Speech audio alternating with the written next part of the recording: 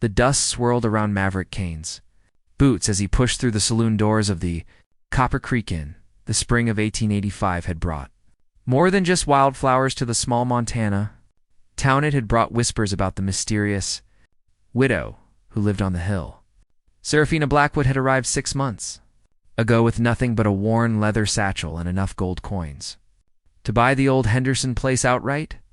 Maverick tipped his hat to the bartender and ordered his usual whiskey. At 28, he had earned quite a reputation as a charming drifter who could sweet-talk any woman from here to Colorado. His dark hair caught the lamplight as he settled into his favorite corner table, watching the other patrons with calculating green eyes, still thinking about that pretty widow up on the hill. His friend Tobias Crane slid into the opposite chair, a knowing grin spreading across his weathered face. Tobias ran the local telegraph office and somehow knew everyone's business before they knew it themselves. "Maybe I am," Maverick drawled, swirling the amber liquid in his glass. "Can't say I blame a man for appreciating beauty when he sees it." 3 tables over, a group of local ranchers were deep in their weekly poker game. Their voices carried over the general din of the saloon, and Maverick caught fragments of their conversation. They were discussing Seraphina again, as most men in town did when they had enough liquor in them. "Prettiest thing I ever laid eyes on," declared Ezra Whitman, the owner of the largest cattle ranch in the county. "But cold as winter morning. Been trying to court her for months, bringing flowers, offering to fix things around her place. She won't give me the time of day." "Same here," chimed in Dutch Morrison, whose family owned the general store. "My wife sent over a apple pie last week thinking maybe a woman's touch would help." Seraphina was polite enough, but you could tell she wanted nothing to do with socializing. Maverick found himself listening more intently. The widow intrigued him, partly because she seemed immune to the charms that worked on other women, and partly because there was something mysterious about her past. Nobody knew where she had come from or what had happened to her husband. "I bet none of you could get that woman to so much as smile," Maverick called out, his voice carrying the confidence that had gotten him into trouble more times than he could. Count the poker players turned to look at him. Ezra's face flushed red above his gray beard. "You think you could do better, Kane? You may have a way with the saloon girls, but Seraphina Blackwood is a different breed entirely. Is that a challenge?" Maverick stood up slowly, his hand resting casually on his gun belt. He wasn't looking for a fight, but he never backed down from one either. Dutch laughed and slapped his cards down on the table. "Boys, I think we have ourselves an interesting situation here. What exactly are you proposing, Kane?" The saloon had grown quieter, with most patrons now listening to the exchange. Maverick felt the familiar thrill of a good gamble coursing through his veins. "I'm saying I could not only make that woman smile, I could make her fall in love with me. Completely, utterly in love. Prove it," Ezra challenged, standing up from his chair. "Put your money where your mouth is." Tobias grabbed Maverick's arm. "Don't be stupid, Mav. You don't know anything about this woman. For all we know, she's got a shotgun waiting for any man who comes calling." "But—" Maverick was already caught up in the excitement of the wager. "What are the terms?" Ezra's eyes gleamed with malicious satisfaction. 1 month. You have 1 month to make Seraphina Blackwood fall in love with you. Not just flirt with you, or be nice to you, actually fall in love. And to prove it, ... double quotes, he paused dramatically, you have to get her to sleep with you. The saloon erupted in surprised murmurs. Several men whistled low, while others shook their heads. It was a crude bet, even by frontier standards. "That's going too far, Ezra," Dutch protested. "The woman deserves respect. She's a grown woman who can make her own choices," Ezra shot back. "Besides, if Kane here is as charming as he claims, she'll be happy about it. Won't you, Kane?" Maverick felt a moment of hesitation. There was something distasteful about reducing a woman to the object of a bet, especially a woman who had been nothing but proper and polite to everyone in town. But his pride wouldn't let him back down now, not with half the town watching. "What's the stake?" he asked. $500, Ezra said without hesitation. "Plus my best horse." It was more money than Maverick had seen in 2 years. With that kind of cash, he could buy his own land instead of drifting from job to job. Maybe even start the horse ranch he had been dreaming about since he was a boy. "And if I lose?" "You leave town, permanently, and you work my ranch for free for 6 months before you go." The terms were harsh, but Maverick had never lost a bet involving a woman. His confidence was unshakable. It's built on years of easy conquests and broken hearts left in his wake. "Deal," he said, extending his hand. Ezra shook it firmly, his grip like a vice. 1 month, Kane. Starting tomorrow." As the excitement died down and the poker game resumed, Maverick found himself staring out the window toward the hill where Serafin's house sat silhouetted against the evening sky. For the first time, a small doubt crept into his mind. What if this woman was different? What if she really was as immune to his charms as the local men claimed? Tobias joined him at the window. "You sure about this, Mav?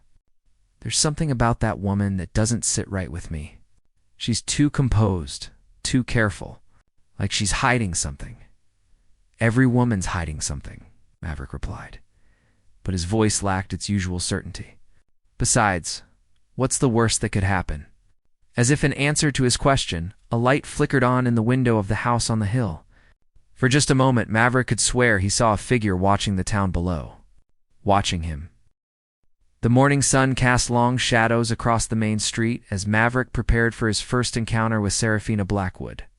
He had spent the better part of an hour getting ready, something that would have amused his friends if they had known. His dark hair was perfectly combed, his best shirt pressed, his boots polished to a shine. The walk up to her house gave him time to study his target.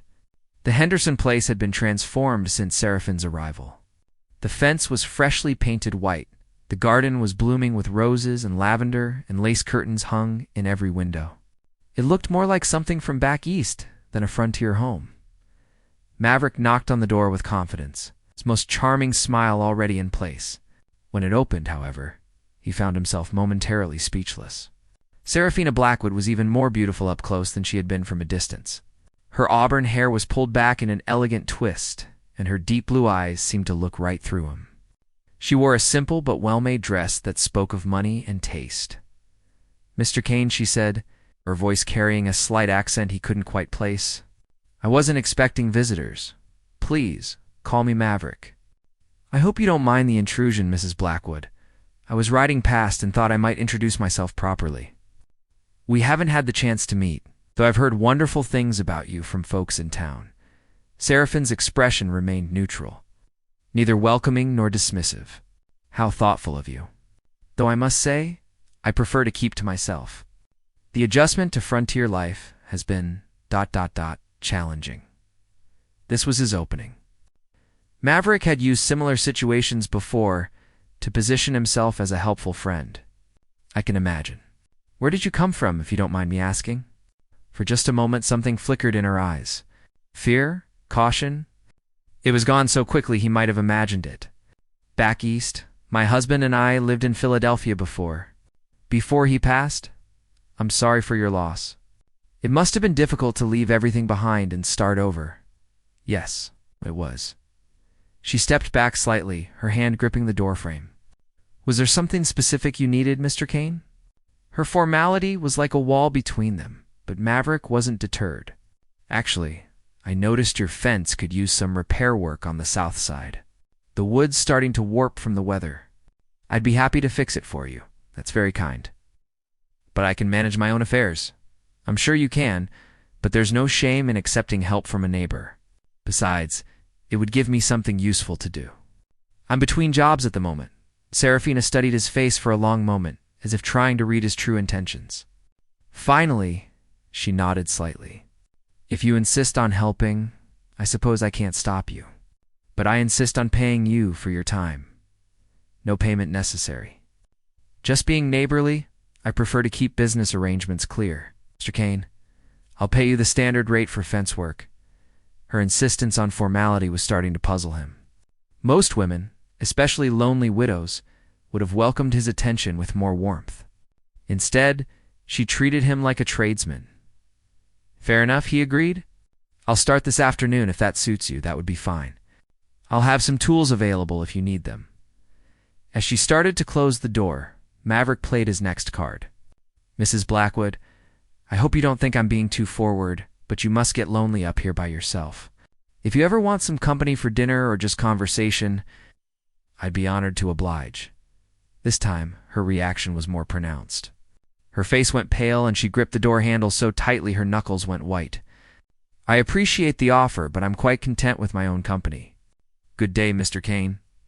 The door closed with a firm click, leaving Maverick standing on the porch with more questions than answers. He had expected resistance, but not this kind of controlled fear. It was as if she was afraid of something more than just unwanted male attention. That afternoon, Maverick returned with his tools and began working on the fence. He had deliberately chosen the section closest to the house, hoping to catch glimpses of Serafina going about her daily routine. What he saw only deepened the mystery. She moved through her house like someone constantly listening for danger. Every so often, she would pause and peer out the window, scanning the horizon as if expecting trouble. When she worked in her garden, she positioned herself so she could see the road leading up to the house. Around 4 o'clock, she brought him a glass of water and some fresh bread. "You don't have to do this, you know," she said quietly. "Fix my fence, I mean." "I want to," Maverick replied, wiping sweat from his brow. "Besides, it's good, honest work." "Are you an honest man, Mr. Kane?" The question caught him off guard. He looked up from his work to find her watching him with those penetrating blue eyes. "I try to be. In my experience, men who say they try to be honest usually aren't. It sounds like you've had some bad experiences with men." Seraphine's expression hardened. "Haven't we all?" She turned to go back inside, but Maverick called after her. "Mrs. Blackwood, can I ask you something?" She paused but didn't turn around. "You may ask, what are you so afraid of?" This time she did turn, and for a moment her carefully controlled mask slipped. He saw genuine fear in her eyes, but also something else. Loneliness. Deep, aching loneliness. "I'm not afraid of anything, Mr. Kane. I'm simply cautious. A woman alone learns to be careful. You don't have to be alone." "Yes, I do," she said softly. "More than you could possibly understand." She went inside then, leaving Maverick with the distinct impression that he had stumbled into something much more complicated than a simple seduction. Serafina Blackwood wasn't just a lonely widow. She was a woman running from something. That evening, as he worked by lamplight to finish the fence repairs, he found himself thinking less about the bet and more about the woman. There was a vulnerability beneath her protective facade that drew him in ways he hadn't expected. For the first time in years, Maverick found himself genuinely curious about a woman's story rather than just focused on conquest as he packed up his tools. A movement caught his eye. Serafina was standing at her bedroom window, looking out at the darkening landscape. Even from a distance, he could see the tension in her posture. She wasn't admiring the sunset, she was standing guard. Whatever secrets Serafina Blackwood was keeping, Maverick was beginning to realize they were bigger and more dangerous than anything he had bargained for. The question was, did he really want to uncover them? 2 weeks into his campaign to win Seraphine's affections, Maverick found himself in uncharted territory. Unlike every other woman he had pursued, she seemed genuinely uninterested in his charm. Worse, she appeared to be growing more suspicious of his motives rather than more trusting. He had repaired her fence, fixed her front steps, and even helped her move some heavy furniture, but she maintained the same polite distance she had shown from the beginning. Every interaction was businesslike, every conversation carefully controlled. She paid him for his work despite his protests, and never invited him inside for more than a few minutes. On this particular morning, Maverick was splitting wood behind her house when he heard the sound of approaching hoofbeats. He straightened up, axe in hand, and watched as 3 riders crested the hill. Something about their purposeful approach made his instincts prickle. The men were well-dressed in city clothes that looked out of place on the frontier. The leader was a thin man with pale skin and calculating eyes. He dismounted and approached the front door with the confidence of someone accustomed to getting his way. Maverick moved closer to the house, staying out of sight but within earshot. When Serafina answered the door, her entire demeanor changed. The careful control he had grown used to cracked, revealing the raw fear beneath. "Hello, Serafina," the man said, his voice smooth but threatening. "It's been a long time, Cornelius." Her voice was barely above a whisper. "How did you find me? Did you really think you could disappear forever?" You took something that doesn't belong to you, and I want it back. Maverick gripped the axe handle tighter. Every instinct told him this was dangerous, but he needed to hear more before acting. I don't know what you're talking about, Serafina said, but her voice shook. Cornelius laughed, a cold sound that made Maverick's blood run cold. The money, dear sister. The $50,000 you stole from our families? Safe before you ran away with that worthless husband of yours? Sister. The word hit Maverick like a punch to the gut. Serafina had lied about her past, but the fear in her voice was real enough. That money was mine by right, Serafina said, finding some strength. Father left it to me. Father left everything to me when he discovered what kind of man you had married. A gambling cheat and a murderer. Did you know about Marcus's true nature when you married him? Or did you find out later? Marcus. So that had been her husband's name. Maverick filed away every piece of information, trying to understand the full picture. Marcus is dead, Serafina said quietly. Killed in a gunfight 6 months ago? Whatever debts he had died with him. But the money didn't die with him, did it? You still have it, and I want it back. Every last penny. And if I refuse, then I'll tell the sheriff in the nearest big town that you're an accomplice to murder and theft. Marcus killed 2 men during his last poker game before he died. Men with families.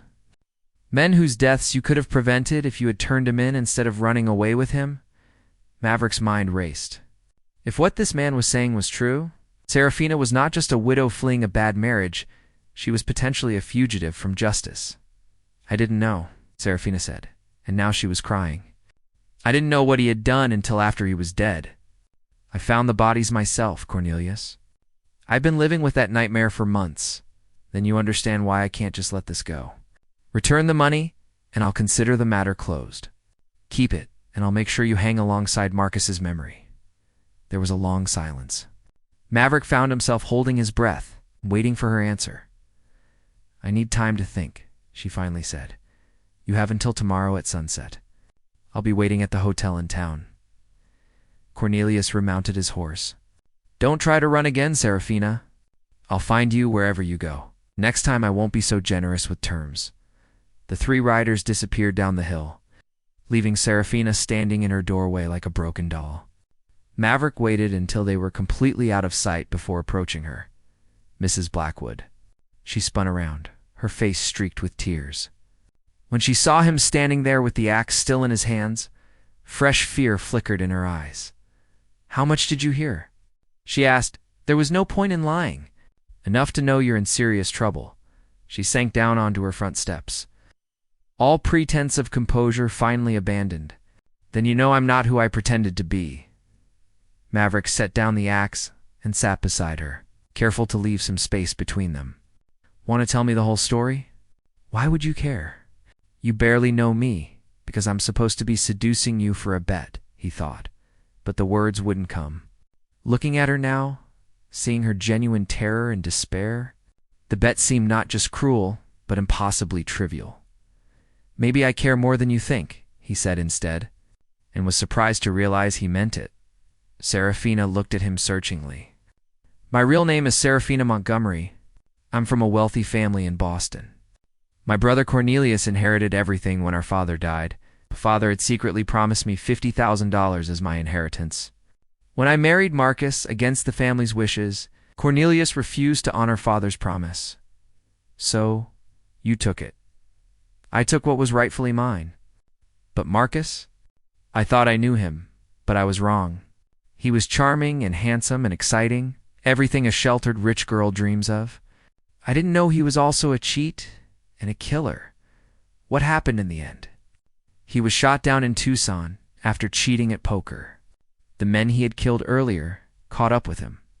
I found their bodies in our hotel room when I came back from shopping. Marcus had shot them in the back during an argument over money. Maverick felt a chill run down his spine. And you've been running ever since. I've been trying to disappear ever since. The money is all I have left, and Cornelius wants to take even that away from me. If I give it back, I'll have nothing. If I don't, talk double quotes, she shuddered. He'll turn me in as an accomplice to murder. They sat in silence for several minutes, watching the sun sink lower in the sky. Finally, Maverick spoke. "There might be another way." "What do you mean?" "I mean, maybe you don't have to choose between poverty and prison."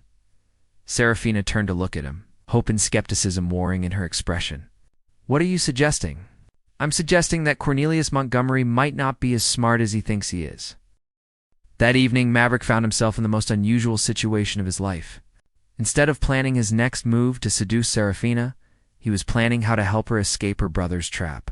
The irony wasn't lost on him. He had started this as a heartless bet. But now he was genuinely concerned for her safety. They sat in her small kitchen, maps spread across the table, discussing possible escape routes. Serafina had revealed that she had hidden the money in several different locations, not trusting any single hiding place. "The problem isn't just Cornelius," she explained, pouring coffee with shaking hands. "He has connections with law enforcement back east. Even if I run again, can have wanted posters made up claiming I'm a fugitive. Eventually, someone will recognize me." "What if you weren't running alone this time?" Maverick asked quietly. Serafina looked up sharply. "What do you mean?" "I mean, what if you had someone to help you? Someone who knows this territory and can get you somewhere safe? Why would you do that? You don't owe me anything. In fact, you don't really know me at all." That was the question Maverick had been asking himself all afternoon. Why was he willing to throw away $500 and risk making enemies of half the men in town? The answer was complicated and uncomfortable. "Maybe I know you better than you think," he said. "And maybe I've made my share of mistakes too." Before Serafina could respond, they heard horses approaching. Maverick moved to the window and cursed under his breath. Cornelius and his men were returning, and they weren't alone. 3 more riders accompanied them, including someone wearing a badge. "He brought the law," Maverick said grimly. "Looks like he's not planning to wait until tomorrow." Serafina went pale. "What do we do?" "You stay calm and let me handle this. Remember, you're Mrs. Blackwood, a respectable widow. I'm just a local handyman doing some work around the place." The knock on the door came moments later, hard and authoritative. Maverick opened it, keeping his expression neutral. "Evening, gentlemen. Something I can help you with?" Cornelius stepped forward, his pale eyes cold with satisfaction. "We're looking for Serafina Montgomery. We have reason to believe she's hiding in this house." "I'm sorry, but you're mistaken," Maverick replied calmly. "This is the home of Mrs. Serafina Blackwood. She's a widow from back east." The man with the badge pushed forward. "I'm Deputy Marshal Williams from Denver. We have a warrant for the arrest of Serafina Montgomery on charges of accessory to murder and theft." Serafina appeared behind Maverick, her composure remarkable considering the circumstances. "Gentlemen, I believe there's been some mistake. My name is Serafina Blackwood. I've been living here for 6 months." Cornelius smiled triumphantly. "Drop the act, sister." "I know it's you, sister." Serafina looked genuinely confused. "I'm sorry, sir, but I've never seen you before in my life." The deputy marshal looked uncertain. "Ma'am, this gentleman claims you're his sister and that you stole money from your family. I can assure you, deputy, that this man is not my brother. My maiden name was Thornton, and I was married to Charles Blackwood before he died of consumption last year in Philadelphia." Maverick watched in amazement as Serafina transformed herself. Gone was the frightened woman from earlier. In her place stood a composed, believable widow with just the right amount of indignation at being falsely accused. Cornelius's confidence wavered slightly. "She's lying. I can prove she's my sister." "How?" the deputy marshal asked. "She has a birthmark on her left shoulder." A small crescent moon. Seraphine's composure never faltered.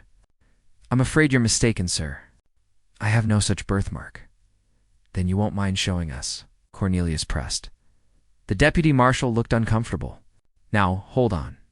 I can't ask a lady to disrobe just because you say she has a birthmark. What I can do," Serafina said calmly, "is show you my marriage certificate and my husband's death certificate.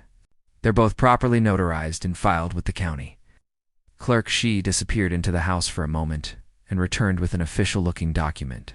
Maverick realized she must have created false papers when she first arrived in town. The deputy marshal examined them carefully. These look legitimate, he admitted. Mrs. Blackwood, how long did you say you've been in Copper Creek?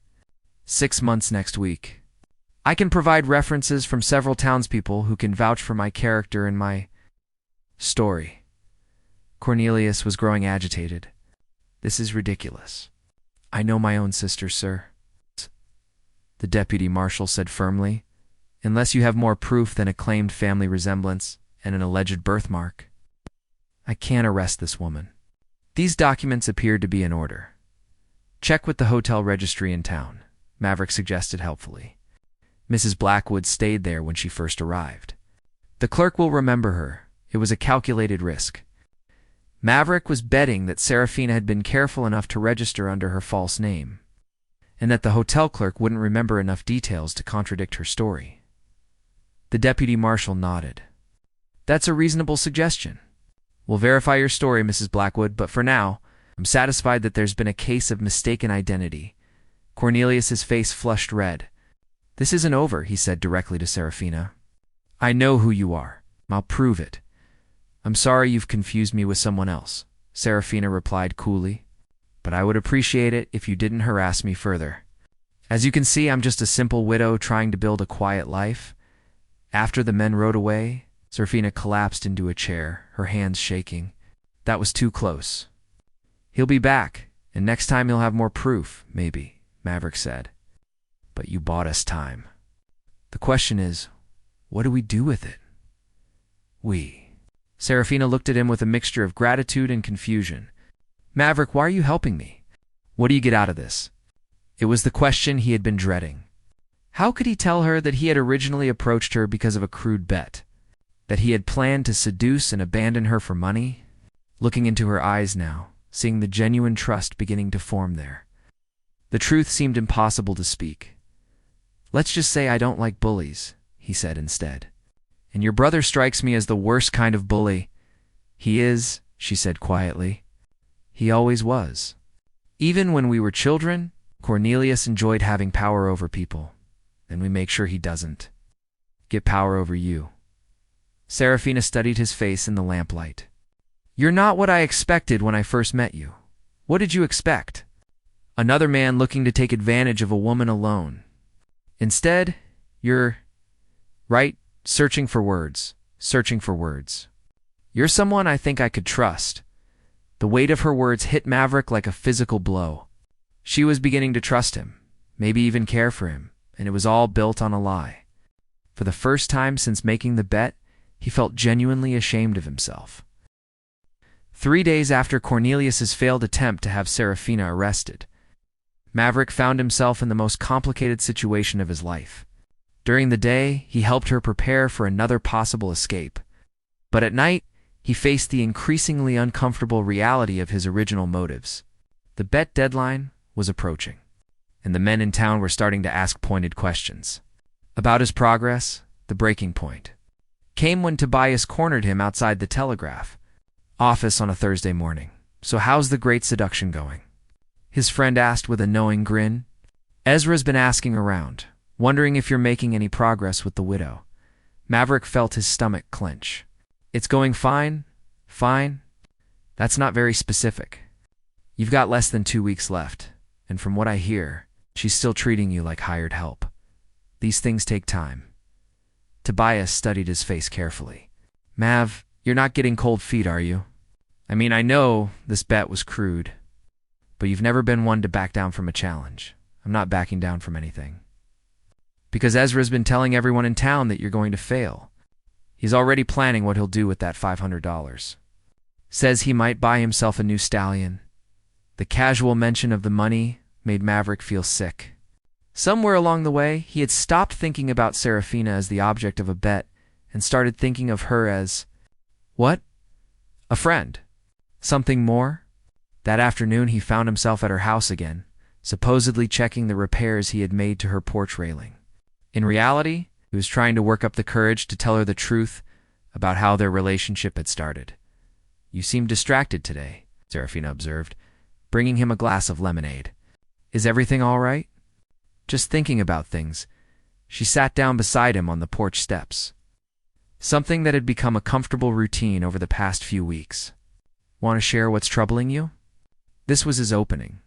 He could tell her everything right now about the bet, about his original intentions, about how his feelings had changed, but looking at her face, seeing the trust and growing affection there, the words stuck in his throat. "Serafina," he began, then stopped.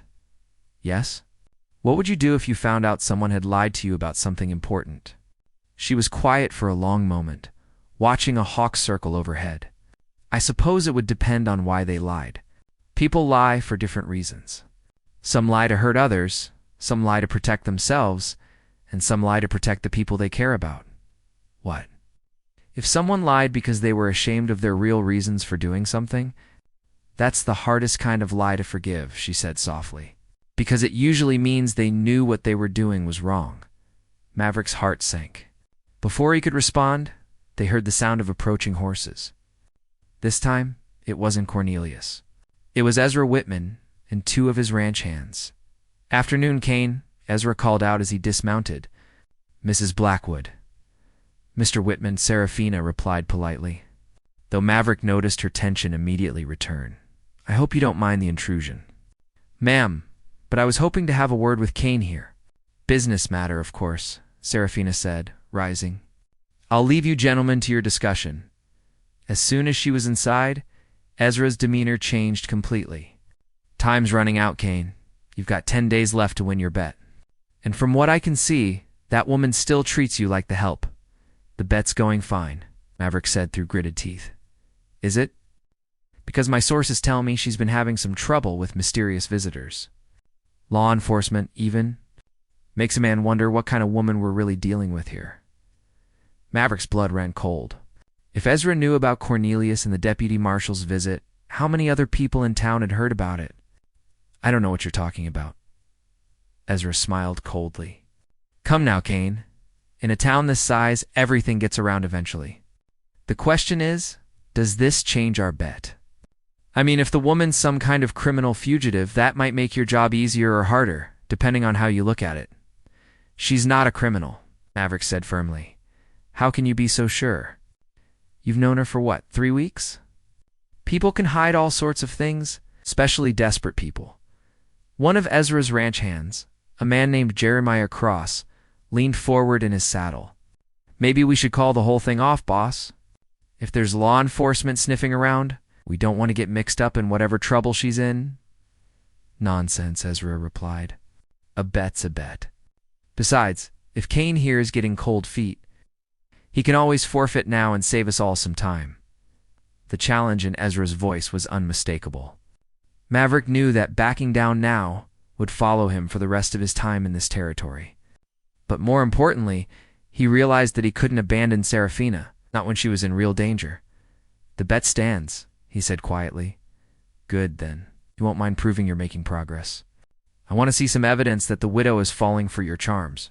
"What kind of evidence?" "Bring her to the town dance next Saturday. If she's really starting to care for you, she'll agree to be seen in public as your companion." It was a reasonable request on the surface. But Maverick knew it was really a trap. Serafina was trying to stay inconspicuous, and appearing at a public social event would be the last thing she'd want to do. "Fine," he agreed, knowing he had no choice. After Ezra and his men rode away, Serafina emerged from the house. "What was that about?" Maverick struggled with how much to tell her. "Ezra's been interested in your situation. He thinks you might be in some kind of trouble." "What did you tell him?" "Nothing." "But Serafina, people in town are starting to talk. Word about Cornelius's visit is getting around." She sank back down onto the steps, her face pale. "I was afraid of this. Small towns don't keep secrets well. Maybe it's time to consider leaving." "With what money?" "Cornelius is watching the banks. If I try to access any of the accounts where I hid the money, he'll know immediately." They sat in silence for several minutes, both lost in thought. Finally, Serafina spoke again. "Maverick, can I ask you something personal?" "Of course. Why are you really helping me? And don't say it's because you don't like bullies. There's something else, isn't there?" This was it.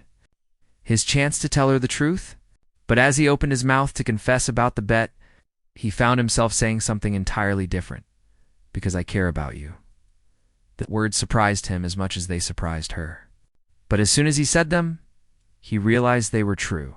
Somewhere in the past few weeks, his feelings had changed completely. Serafina studied his face in the fading daylight.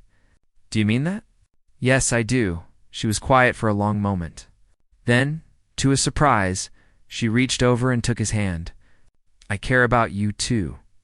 More than I should, considering how little I really know about you. What do you want to know? Everything. Where you come from, what you want out of life, why you chose to help a stranger in trouble. Maverick squeezed her hand gently. I come from a ranch in Colorado. Lost it in a poker game 3 years ago, which is why I've been drifting ever since. What I want out of life. I thought I knew, but lately I'm not so sure. What did you think you wanted? Easy money, easy women, no responsibilities? The kind of life where nobody expects anything from you, and you don't have to worry about disappointing anyone. And now, I think maybe I want something more permanent. Something real. Serafina turned to face him fully. Something like what? Instead of answering with words, Maverick leaned forward and kissed her gently. She didn't pull away. Instead, she kissed him back with a passion that surprised them both. When they broke apart, both were breathing hard. Maverick, she whispered. I know this is complicated, he said. With everything that's happening with your brother, your past, it's not just that. She looked down at their joined hands. I'm not good at trusting people. Marcus taught me that the hard way. I'm not Marcus. No, you're not. She looked up at him again. But how do I know you won't change? How do I know that when things get really difficult, you won't decide I'm too much trouble? It was exactly the right question to cut to the heart of his guilt. Because the truth was, he had approached her precisely because he saw her as a temporary amusement. The fact that his feelings had changed didn't erase his original intentions. I guess you'll have to trust me, he said, hating himself for the half-truth. That's what I'm afraid of, she replied softly. Because despite everything that's happened to me, despite all the reasons I have to be careful, I think I'm starting to trust you anyway. As the sun set behind them, Maverick held Seraphine's hand and tried to push away the growing certainty that his deception would eventually destroy whatever was growing between them. But for now, in this moment, he allowed himself to believe that maybe, just maybe he, could find a way to make things right without losing her forever. The night of the town dance arrived with unseasonable warmth and a full moon that cast silver light across the main street. Maverick stood at Seraphine's front door, dressed in his best suit, his heart pounding with a mixture of anticipation and dread. He had convinced her to attend by arguing that hiding away would only fuel more gossip, but he knew the real reason was Ezra's ultimatum. When Serafina opened the door, Maverick's breath caught in his throat.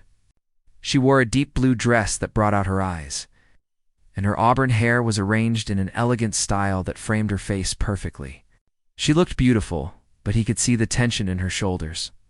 You look lovely, he said, offering his arm. Thank you. Though I still think this is a mistake. Trust me. The irony of those words wasn't lost on him. As they walked toward town, Maverick wrestled with his conscience. He had fallen genuinely in love with Serafina, but she still didn't know about the bet that had brought them together. Every moment of happiness between them felt stolen. The dance was being held in the church hall. It's decorated with wild flowers and lit by dozens of candles. Most of the town had turned out, and Maverick could feel eyes following them as they entered. Conversations quieted, then resumed in whispers. They're staring, Serafina murmured. Let them stare. You have every right to be here. They found seats near the back. But before they could settle in, Ezra appeared with several other men. Well. Look who decided to join us? Mrs. Blackwood. You're looking radiant tonight, thank you. Mr. Whitman, Serafina replied politely. I hope you'll honor me with a dance later. I'm afraid I'm not much of a dancer. I prefer to watch. Ezra's smile turned predatory. Surely Kane here has been teaching you? A man of his ... talents should be able to convince any woman to dance. Maverick felt Serafina stiffen beside him. Something in Ezra's tone had alerted her to an undercurrent she didn't understand. What's that supposed to mean? She asked quietly. Before Maverick could respond, Tobias appeared at their table looking uncomfortable. Mav, could I have a word with you outside? Not now, Tobias. It's important. Serafina looked between the two men, her suspicion growing. Go ahead. I'll be fine. Reluctantly, Maverick followed Tobias outside. His friend's expression was grim. There's something you need to know. Cornelius Montgomery is back in town, and this time he has official papers. Real federal warrants. What? He's been busy since his last visit. Turns out Marcus Blackwood, whatever his real name was, killed more people than just those two in the hotel room. The federal marshals have been tracking his crimes across 3 territories, and they have evidence that his wife knew about at least some of it. Maverick's world tilted. What kind of evidence? Witness testimony from a hotel clerk in Denver. Says he saw Serafina arguing with Marcus about blood on his clothes. Says she helped him dispose of evidence that could mean anything. Maybe, but it's enough for a warrant. Cornelius will be here within the hour with federal marshals. They're going to arrest her tonight. Maverick ran his hands through his hair. We have to warn her. Get her out of here, Mav. Think about what you're doing. If you help a fugitive escape, you'll be committing a federal crime. Is she worth throwing away your entire future?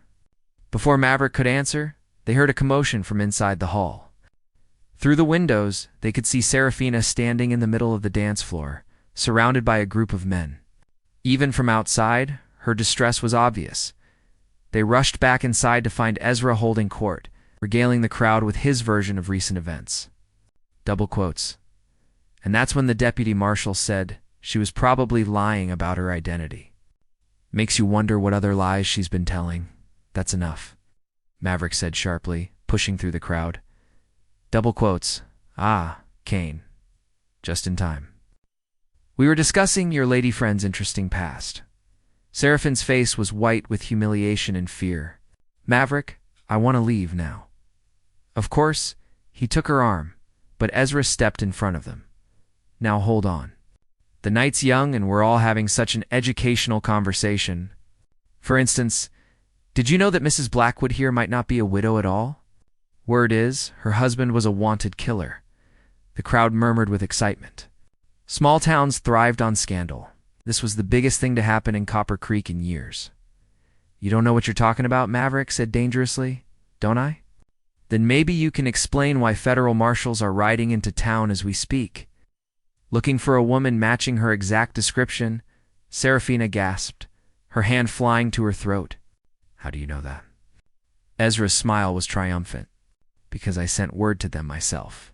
See, I've been doing some investigating since your brother's visit. Amazing what you can learn with the right telegrams to the right people. You bastard, Maverick snarled, his hand moving toward his gun. Careful. Kane wouldn't want to do anything rash in front of all these witnesses. Maverick, please, Serafina whispered. Just get me out of here. But before they could move, the hall doors burst open and 6 men in federal badges entered. Cornelius Montgomery was with them, his pale face gleaming with satisfaction. That's her, he announced, pointing directly at Serafina. That's Serafina Montgomery, also known as Serafina Blackwood. She's wanted as an accessory to multiple murders. The lead marshal stepped forward. Ma'am, you're under arrest. Please come with us quietly. Wait, Maverick said desperately. You can't just step aside, son. This doesn't concern you. It concerns me plenty. Maverick moved protectively in front of Serafina, his hand now openly resting on his gun butt. The marshal's expression hardened. Don't make this more difficult than it needs to be. Move away from the fugitive. She's not a fugitive. She's an innocent woman being persecuted by her own family. That's for a judge to decide. Now step aside, or I'll arrest you for interfering with federal officers. Maverick looked into Seraphine's eyes and saw his answer there. She was terrified, but she was also resigned. She had been running for months, and she was tired of running. It's all right, she said softly. Don't make things worse for yourself. I'm not letting them take. You have to. She reached up and touched his face gently. Thank you for everything, Maverick. Thank you for making me feel like I could trust someone again. The words hit him like a physical blow. She trusted him completely, even now, even facing arrest and possible execution. And she still didn't know about the bet. As the marshals moved to arrest her, Ezra called out across the silent hall, "Well, Kane, looks like you lose our little wager after all. Though I suppose you got closer than any of us expected." Serafina froze. "Wager?" Maverick's heart stopped. "Serafina, I can explain what wager," she asked, her voice deadly quiet. Ezra, oblivious to the emotional devastation he was causing, continued cheerfully. "Why? The bet about whether Kane here could seduce you, of course. $500 said he could get you into his bed within a month. It looks like he ran out of time." The silence that followed was deafening. Serafina stared at Maverick with an expression of such profound betrayal that he felt something die inside his chest. "Is that true?" she whispered. Maverick opened his mouth, but no words came. What could he say? That it had started as a bet but become real? That he had fallen in love with her despite his original intentions? That everything between them had been genuine, even if it had begun with deception? "Is it true?" she repeated, her voice breaking. "Yes," he said finally. "But Serafina, it changed. I changed. What I feel for you now is real." She stepped back, as if he had struck her. Everything. Everything was a lie. No, not everything. Not how I feel about you. But she wasn't listening anymore. She turned to the marshal with a dignity that broke Maverick's heart. "I'm ready to go."